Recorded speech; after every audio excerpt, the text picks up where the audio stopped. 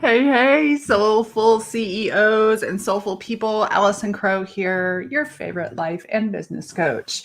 And I am coming to you live and in the podcast replay with episode number 117 of the Better Life, Better Work show. Except for, y'all know, like my ego wants to tell you that we're really at 130 episodes or something because we have so many untitled episodes or unnumbered. Today, I want to talk to you about some mistakes I made in my business I was really stubborn about, and inspired action versus habits as a soulful CEO. So, there was a time in my business and life when I am very influenced by the law of attraction, but I am also very influenced by the law of action and embodiment. And the law of attraction was such a soft and a beautiful balm for me when I came out of the regular world, sales and real estate, and make 100 calls. And and so it felt really good after coming from a very uncomfortable world. It felt really good to go into this buttery balm of law of attraction. And so for many, many years, and I still love inspired action, but for many, many years, I only did inspired action. And when I did inspired action, it worked every single time. I ain't gonna lie. However, what it did was leave gaping holes in my business, gaping holes in my energy, and gaping holes in my profitability and sustainability. So I was doing a lot. Here's the thing. I'm inspired all the time. And so I was doing lots of things at that phase of my business. I was painting a lot. I was really involved in Facebook. And these were wonderful times in my business. I love them. And when my body started to change, my body couldn't keep up with my inspired action. And so to me, what inspired action is it's that. Oh, by the way, Rocky's here snoring as background music for my podcast listeners and audio listeners. It's pretty loud. My husband has just walked in. Welcome to real life on the Better Life, Better Work show. Recording a podcast, babe. Okay. Real life, working from home. Isn't this what we do now? Okay. So inspired actions versus habits. Inspired action is for those of us that move fast with lots of ideas. And I know one of the things that made you start your business for yourself versus work for somebody else is because of your willingness to take a risk and go fast. And so those of us who take risk and go fast, and we like the stimulation of challenge, inspired action can be really satisfying. However, and it's so great to have when you're building a business, right? Because it gets you moving fast. A lot of times with inspired actions, you see some results really quickly, and it requires being inspired. So what happens in real life if you go through something difficult and you just don't have a lot of energy or inspiration, right? Or if your body changes, or if your hormone changes, or if you lose a family member or a beloved pet and you're not really feeling inspired, well, then we can add on to those other circumstances, the circumstance of your business having financial holes in it. So when 3 years ago, last month was the beta month, but October was the first month. So I'm recording this on the 30th of October. It will come out on November 1st. But 3 years ago in October, I started my membership program. Membership programs are all over the place now, and they certainly were before, but they've really gained in popularity. I know a lot of the big like online business gurus are teaching that. And I felt called to slow down my life. I felt called to provide high-level coaching at a much different fee than I had been doing before. I felt called to make my coaching accessible, and I felt called to create my own really committed community with people. And so this is hello, we're beginning of the 4th year of Soulful Success, and it is amazing. But for 2.5 of those years, Soulful Success and that coaching membership was my one thing. It was an experiment, but I made a commitment to myself to see what would happen if I could focus on one thing for an extended period of time, that I would be willing to not only slow down my life, but slow down my habits. And instead of having like popcorn offering and this popcorn offering and this popcorn offering, which was very fun, and exhausted me, what if I only did one thing? And so to do that one thing, I had a lot of decisions to make. I don't need to go into all about the membership. I have an old podcast episode where I talk about starting one before I was ready. And I probably at some point could do another one after 3 full years in and it being really successful and stable. But focusing on one thing and containing my inspired action in service of that one thing, I began to ask myself not only inspired action, but what habits will really serve this too? And over the last month, I've really been thinking about habits. I had a client named Jill Coit. She's also a life coach, and she did the 75 hard. I know a lot of my peers are out there doing the 75 hard right now. And I look at the 75 hard and I want to, it hurts. And instead of just looking away because of 75 hard, I began to think about, and was already thinking about, my own habits and my own rituals and the things that I'm really committed to when I am either not inspired, or when I'm taking time off, or when I'm not selling something. And so frankly, you guys, right now, the way my marketing calendar is, normally in past years, in September, I have offered the Share Your Heart, Show Your Work course, and I did not feel inspired. And it also didn't have to be. It was one of my inspiration projects, and I may teach it again sometimes, but that was truly an inspired action project, an inspired action course. It's really great content. And to teach it, it really does require that I update it. Every time I teach it, I update it. So it's one of the reasons I haven't actually made it a not stagnant, but online only, not live course. What's the word for not live? Right? Like, I've always taught that class live. I like teaching it live. And this year, I just felt there's so much stimulation going on. How simple can I make my life be? And so I took that off. Now, here's the other thing: my income and my business plan and my profitability. If I do that class, it's a bonus for me profitable wise. It's not my bread and butter. And so I began seeing what could be simple and how could I magnify my impact and my income, with slow tango. And so my word of the year, going back to January for this year, was open heart, slow tango, big profit. And I'm still working on open heart. Thank you, politics. Been the greatest teacher of that. But slow tango is a new way of living for me. And I'm pretty sure those 3 words will be my word for next year too.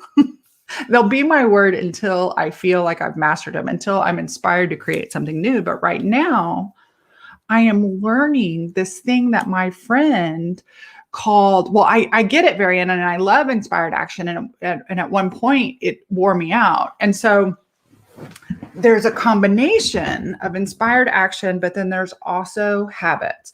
And so I've been asking myself, knowing that my business is one giant inspired thing, knowing that I am still greatly inspired by my primary offering.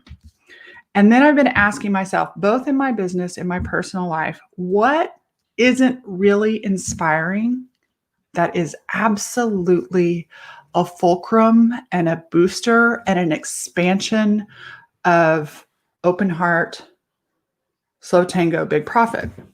And so it was interesting. My sweet bookkeeper had a lot of hospitals and deaths and stuff in her family. And so I just now got my August financial reports, and I'll get my September ones next week. And it was funny as I looked at them, in my mind, because I hadn't seen them, there was a little delay. I started making up these doubt stories in my mind about my money and my profitability and my revenue.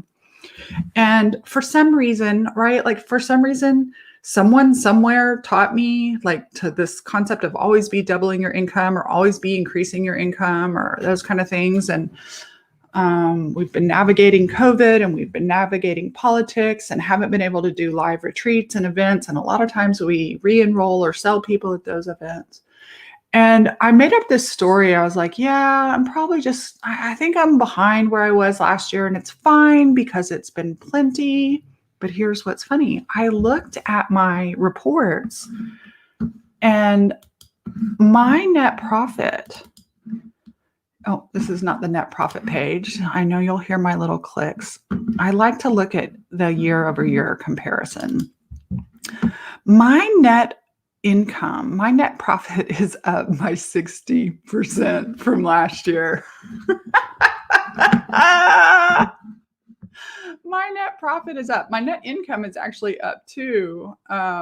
And my expenses are down a little bit. Let me pull that back up for myself. This is just so funny. This is why it's really important, right? So one of the not necessarily inspiring, and a lot of my clients are really groaning about, I'm working with a handful of my clients to really be systematic and habitual about their money and not just making money. So make money, distribute money. And when I say distribute, I mean put money away for taxes. I mean put money away for savings. I mean put money away for business. And I mean pay yourself.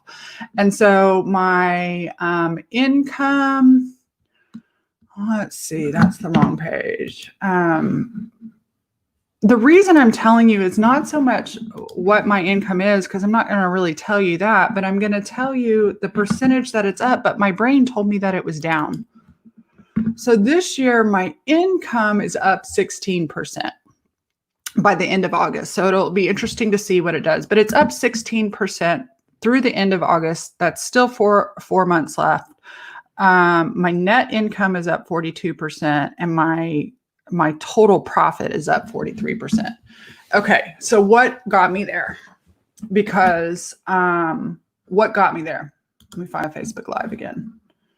StreamYard. Okay, there we go. So know your numbers. So knowing my numbers, it was funny because I looked at those numbers and I was like, oh, I'm not really doing as bad as I had thought. And in my mind, I was just going to kind of settle because so here's the other thing. There's inspiration and there's intuition.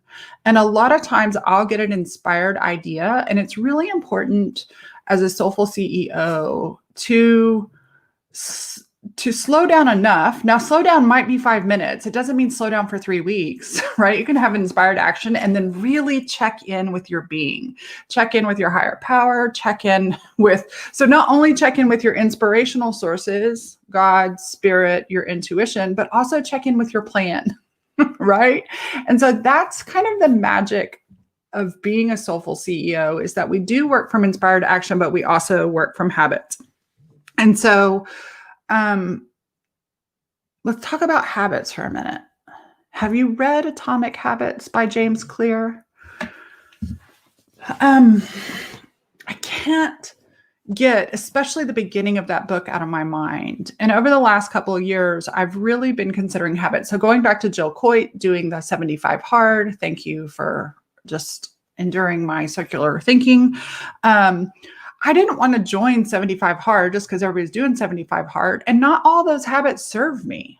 And some of them are hard. And sometimes I don't want to do hard. I want to do fun. I don't want to just do a habit for the sake of doing a habit. And so I've been really contemplating in my business and my life, what are the seemingly mundane habits that absolutely create magic in my life and in my business?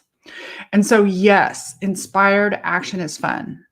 And for me, it wasn't sustainable on its own. It was fun. It made for great social media posts. It made for great social media posts. The last 3 years, I felt so boring on social media. Like there's no puppies, there's no paint, there's no retreats, all these things. I remember one time a client call, she was like, I want your life. And I realized that's not what I want to use social media for, but it made for fun social media.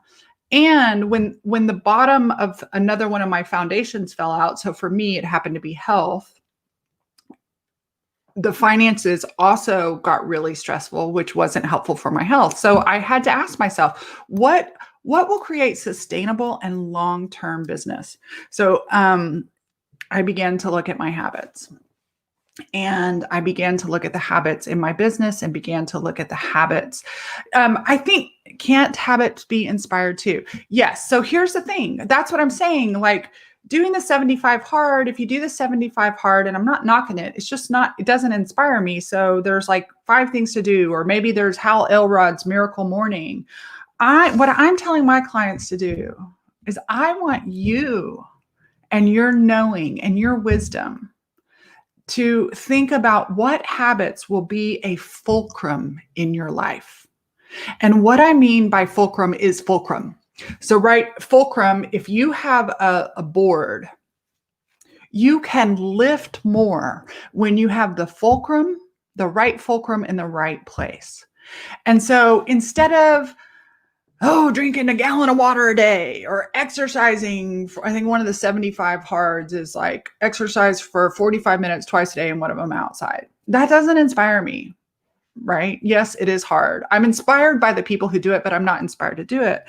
And so I really have been spending a month contemplating, and I'm settled for now on what mine will be. But I know that when I get up and I walk my dogs the long walk every single day, and there are some days I don't want to do it. There was a day this week when it was rainy and misty, and Bill and I walked those dogs in the morning. And when there's a short walk that is not, it doesn't work for me. I mean, sometimes it works because I don't really want to do it. But when I do the long dog walk, and the long dog walk gets my heart rate up.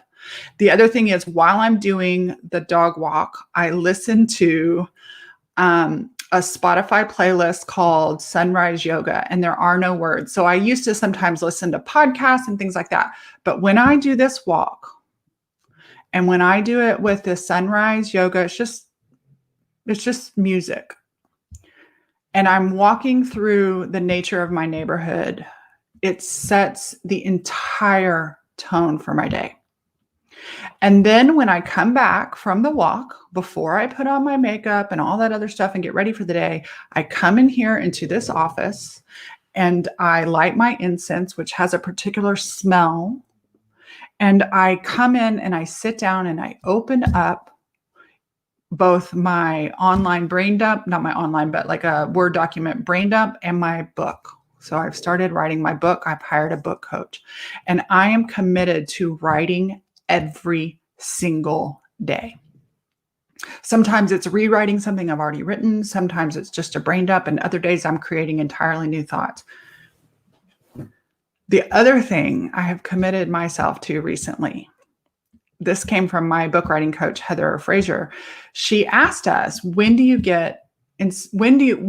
notice where you are and what you're doing when inspiration hits?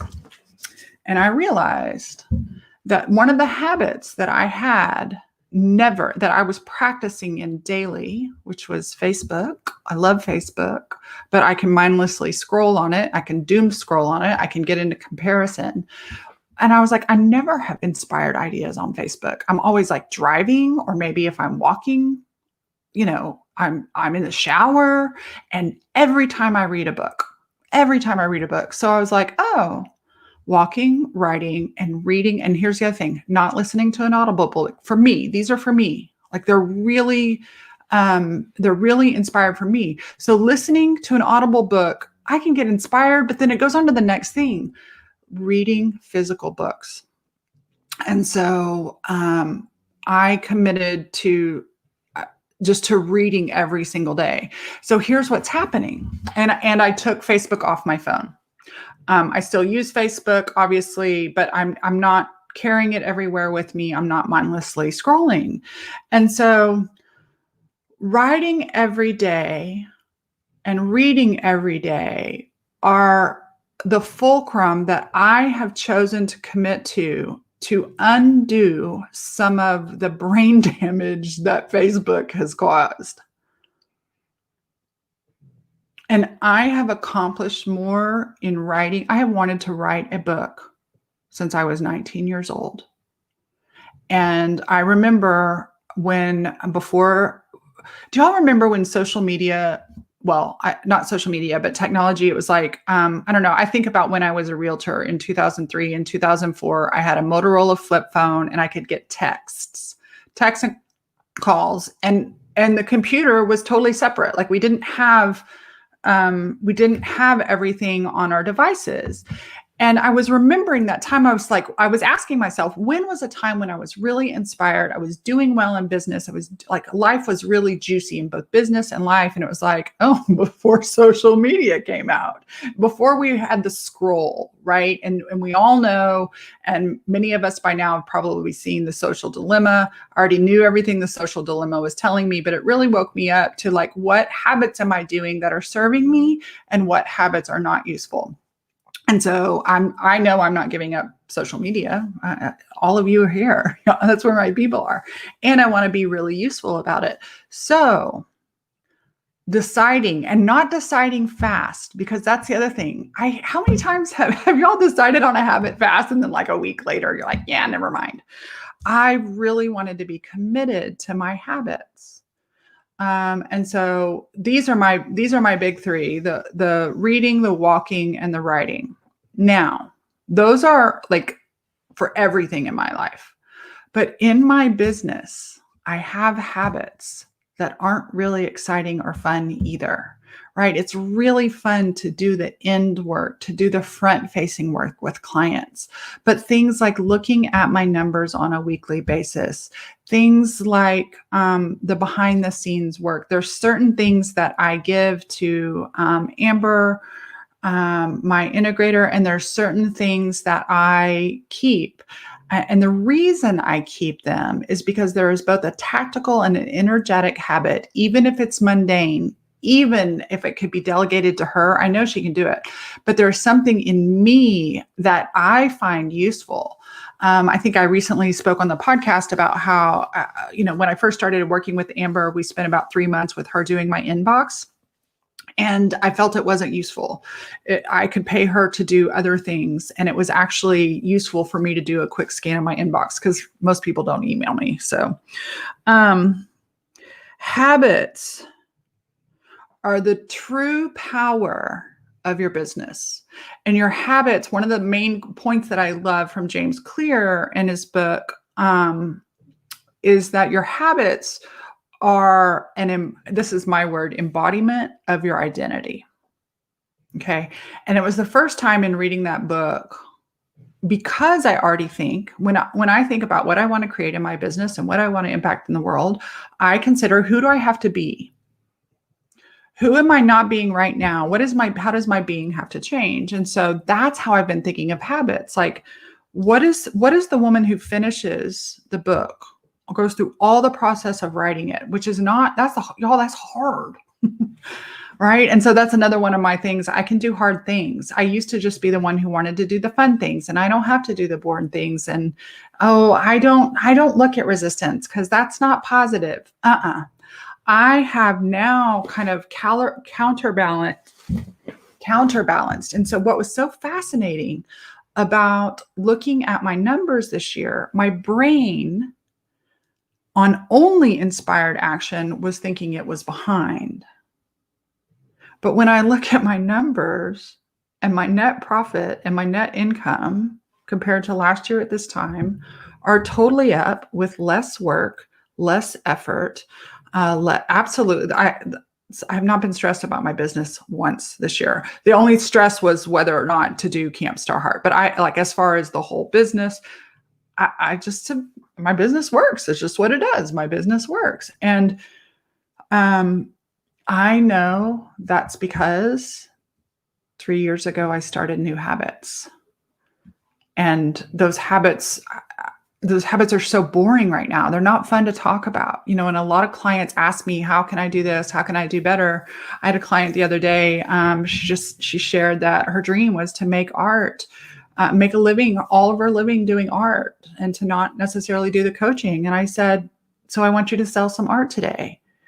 And I said, here's how you make a living as an artist. You make art, you sell art. You make art, you sell art. Making art is inspiring. Selling art feels boring and hard and repetitive. Making art, that's actually a really good example. Making art, when we stand and we make art, we're doing that from our inspiration, which is great. But if you want to make a living at it, you got to do some of the mundane stuff so that you can get the complete magic. And so my question for you today is, I want you to honor your inspiration. I always also want you to check your inspiration. I want you to check it internally, because I know a lot of people through inspiration have burned a business down. There's a point in your business for those of you who need excitement and need fun. This is like, I'm so curious how many of you have had a total burn down of your business before. I have a couple of friends in my mastermind that in the past, they used to do that. Like they'd have a massive, identity change. They'd have a massive shift in their business and they'd just burn it all down. They wouldn't just make a change. They'd burn it all down. And so that is like our psychologically need for something exciting. I still love exciting. And sometimes I really miss it. But by being willing to be boring and bored, my business is both exciting and boring. It is sustainable. It is so supportive. And it's not that it's more is better. That's the other thing. It's so interesting, you guys. My income is up, but it's not up like I didn't 10x my money. I didn't I didn't double my income. But the other elements, the other 80%, so let's say 20% is my income, the other 80% of my business activities, my business energy, my business mindset, my business peers and colleagues and people I spend time with is absolutely profitable too. Carrying Facebook on my phone was not profitable because it robbed me of ideas beyond what I'm going to sell. It robbed me of the writing. And it's interesting. I noticed so I'm 3 full weeks into this process with my coach. And the first week my brain was so stuck. My brain was on Facebook, right? It was fried and I couldn't get out a thought. And so I finally get some thoughts out. And in this first section of this book, and I just dump the story. And I noticed the last couple of days, I've actually gone back and I've been able to, instead of my brain reaching for just phrases that everybody uses, I was writing about when my husband left. And I put a note to myself one night. I said, tomorrow, Allison, really go back in your mind and in your heart and your body to that night when he left. What did you feel? Because before there was just some phrase that we all use. And so I've noticed that my neurons are firing again. My synapses are getting longer. My attention span is getting longer. My attention span books is getting longer. And all of these things are useful in my life, my energy, and my production. And what's funny is when I started, I wasn't necessarily inspired. My friend Varian is watching this or was watching this, and Varian talks about listening to promptings. And I had just spoken with my mastermind clients that I had a lot of extra space in my business and in my life. And, in the past, I would fill it with this and, really trying to hone in on what habit could I fill in some of that empty space that would create the most impact and the greatest emotional and profitable and joyful leverage. And it was the habit of writing and reading. When I write and read instead of scroll on Facebook. Now, when I write, let me finish that one thought. When I write and read instead of scrolling on Facebook, I am better for my clients. I am better for my husband. I am better for my family. And it's been fascinating. So I want you to nurture your inspired action. And I want you to consider, what habits are you engaging in right now that are not useful and that are possibly depleting your energy, your finances. And if you weren't in those habits, so the question that I asked myself the other day was, I've really gotten habitual about the news and politics, and I have a line where it's healthy and useful, and I have a line where it's not. And I had been engaging over that line. And so I asked myself the question, it was like, what would I be spending my time on if I weren't frothing about politics? And I was like, oh, my energy and emotion would be on reading and writing and coaching. It was huge.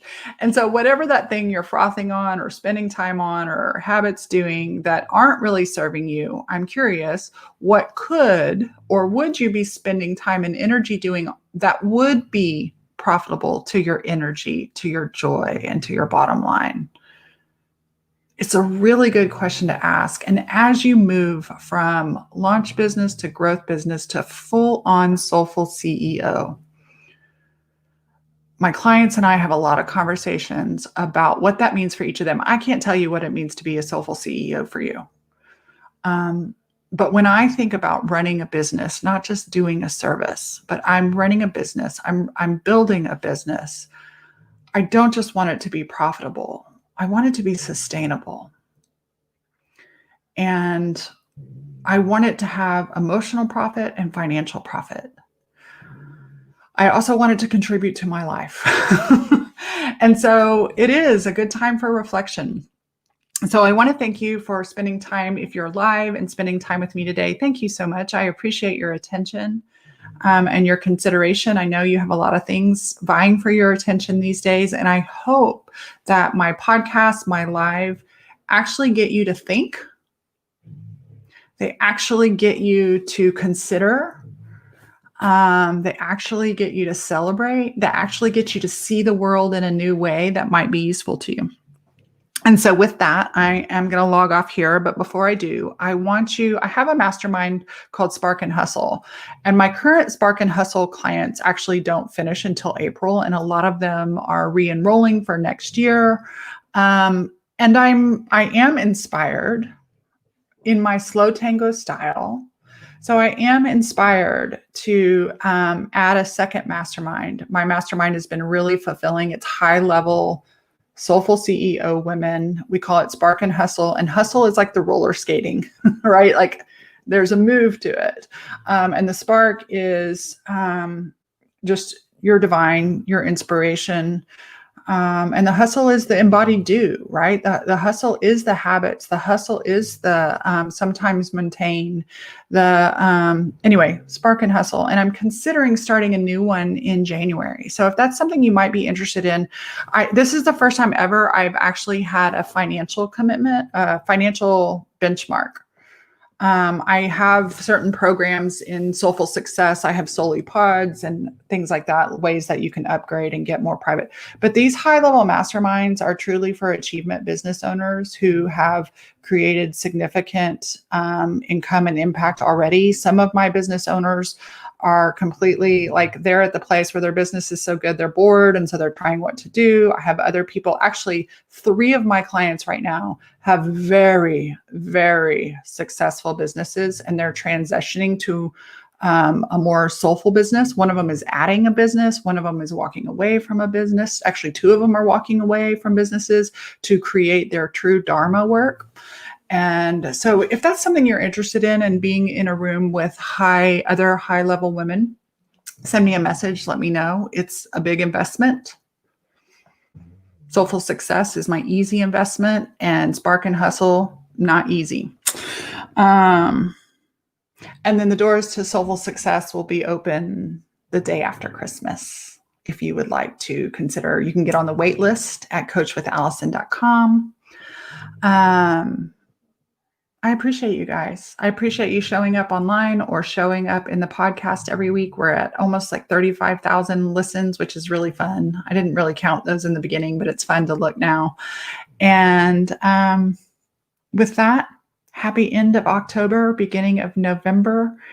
No matter what happens with the election, no matter what happens with COVID and what's going on, let's see what we can do to bring some magic and enchantment and inspiration and useful habits to our world as we continue on this journey of our freaking amazing life. Bye, you guys.